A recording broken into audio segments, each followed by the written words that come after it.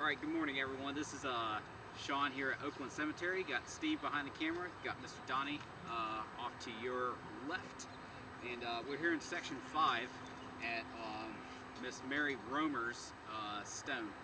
And basically we're going to do a raise and reset of the stone. As you can see, there's a forward tilt on the stone as well as it's settled in the ground. We don't know how far the stone is in the ground, but what we do know, what we probed earlier using our probing tool, and then I'll explain a couple of steps of what we're going to do here as you see through the video, but I'm going to kind of explain it up front.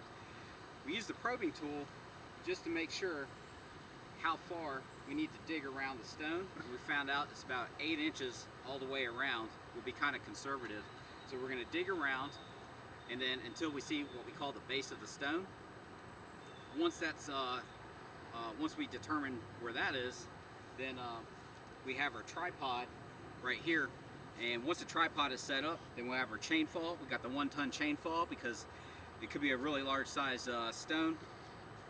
And then you'll see us put our nylon hitch, and then we'll attempt to raise the stone, and then kind of off the camera to the right, we have our a bucket full of large rocks, fill, dirt, and whatnot. So we'll catch you here in the next cut once we get the tripod set up. All right, so this is Sean, got Mr. Donnie, Steve behind the camera, and we got our trusty heavy-duty tripod out here over at Section 5, Oakland Cemetery at Mary Romer's stone. After probing around the stone, Donnie found a root that was on the side. We made sure that was clear because you don't want to have to fight against that when you're when we're using the chain fall to raise it up. And then so everything's clear, and what we're going to do is we're going to use the chain fall to raise her up. Once the stone is suspended in the air, we're going to figure out how high we want to raise the stone, and then we're going to use some solid material and you know, fill in general, but in this case the fill is going to be some asphalt and some stone. We'll also put some dirt. And then when we see you next time, we're going to set the stone down, make sure she's level, in row with all the other stones here, and verify alignment vertically and horizontally. So we'll see you in the next cut. Oh, I thought you were going to lift it. Oh yeah, I'm sorry. So now we're going to start raising the stone, and you'll see us in action.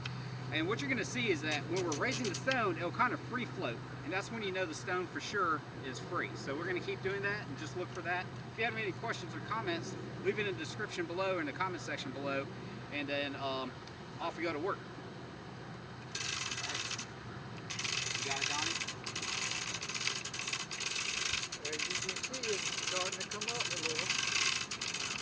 It's coming up really nice. There we go. Yeah, I'd say keep on bringing her up. Yeah, bring her up as high as you can. Everything seems to be okay. So a couple things that Donnie's pointing out, as you're raising the stone, you want to make sure nothing's stuck to the ground, especially on the stones where we've seen and worked on them before, where you have the pins that go to a base. If the foundation stone is too strong or affixed to the ground and the stone comes up, there's a chance that you can separate those. So everything's pretty secure. As you look at it right now, we have an 8-inch base on the bottom.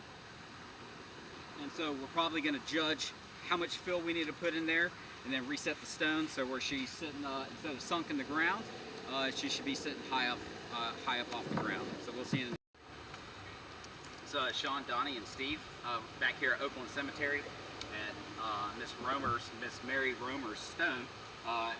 So we just completed the raise and reset, and a couple things we want to point out to you. Obviously the stone is back. We have her set vertically, and we check the horizontal level, so she's good to go there. And then along with that, as you can see, you got Mr. Donnie off to your right.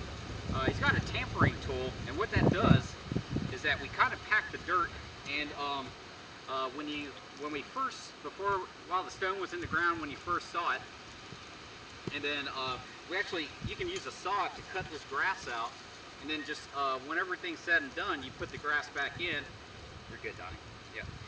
You can put the grass back in, and then the way that Donnie was showing, we pack it in, and then it's like nothing ever happened. So now the stone's reset and raised, and you get this dirt As you can see, Don's got it packed in really nice, so you can see how far up the stone had to be raised. So not only was the stone raised up, if you looked at it from the side, it was tilted forward in the ground, so it was more like this. And you can't really quite see it at that angle, but then there's a line of dirt that's on the side. So what we had to do is we had to raise it up, and then we just reset the full stone on kind of like a solid foundation. And then another thing we noticed with that stone, for a lot of you guys out there that are guys and girls that are out there that might be familiar with Find a Grave, on the Find a Grave, the only thing that you could see that was there was the name of the individual, Mary Romer, the date of birth and date of death, but you couldn't see all this other stuff that was buried under the ground. And just, it says Mary Romer, born February 12th, 1905, and then passed away in August 12th, 1930. So that's all you saw initially. The remainder of the inscription says, a tender mother and a faithful friend. So for anyone that's out there on Ancestry.com or other genealogical websites, we just send the remainder of that inscription to that person, and they can make edit updates and whatnot. But other than that, Section 5, Mary Romer stone, we'll probably send you a photo or video once the stone gets cleaned up in a future video. If you have any questions or comments, leave it in the description below. Give us a like and subscribe. And if you found this entertaining, just share it with someone else that might share the same interest with you. Until next time.